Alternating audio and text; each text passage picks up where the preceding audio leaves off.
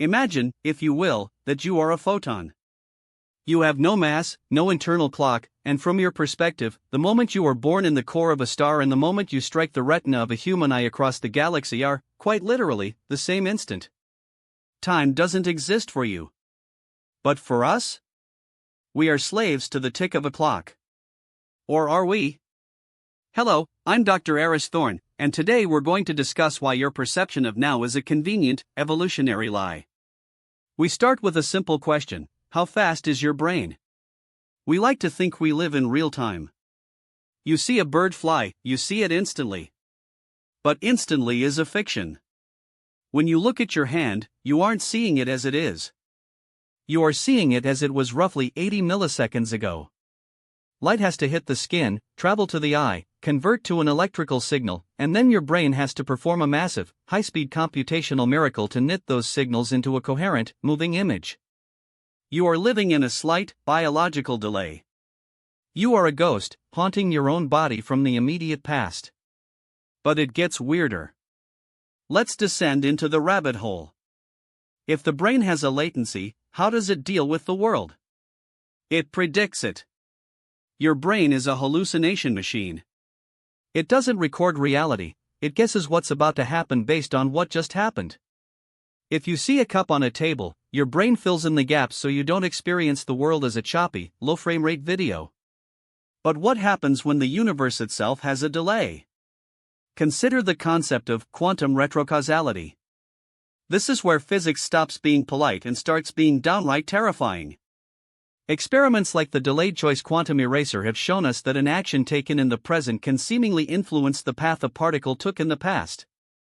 It's as if the universe is unfinished. It keeps its options open, waiting for you to look, and once you do, it collapses into a history that fits your observation. Does the past change? Or was the past never set in stone until we checked it? Now, let's pull on this thread.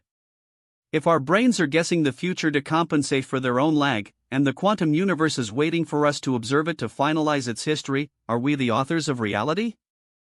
Think about the block universe theory.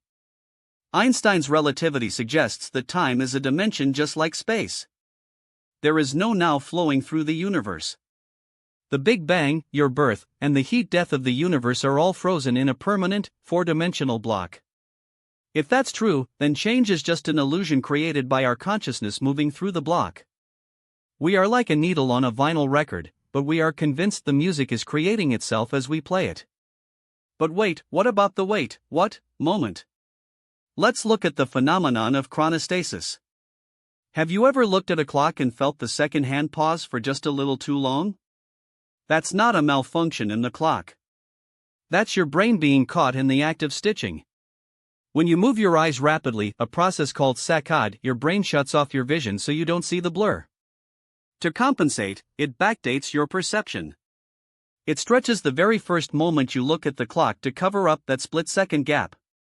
You are experiencing a moment that never happened as long as you think it did.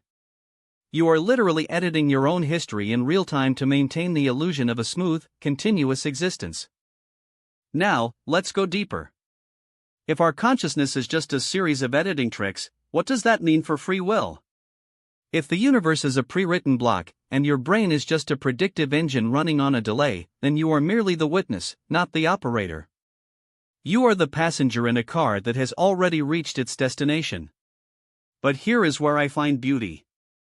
We are the only part of the universe that has evolved to contemplate its own architecture.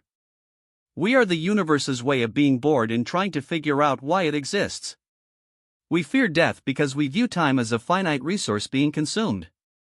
But if time is a spatial dimension, you are immortal. You exist at every point of your life, permanently, in the block. You are 5 years old, you are 80, you are dust, you are stardust all at once.